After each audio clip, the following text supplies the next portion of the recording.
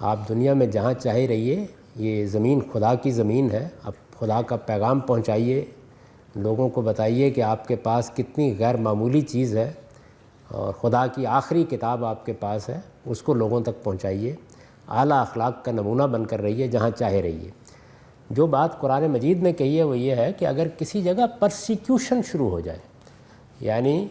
कोई हुकूमत, कोई रियासत, कोई माशरा मजबूर कर दे लोगों को कि वो दीन के किसी हुक्म की खिलाफ वर्जी करें, मसलन नमाज़ पढ़ने पर पाबंदी लगा दें, रोज़ा रखने पर पाबंदी लगा दें, आपको ईमान का इजहार ना कर दें, परसिक्यूशन, मजहबी जबर कहीं हो जाए, तो कुरान मजीद कहता है कि अगर हिजरत की कोई जगह मौजूद हो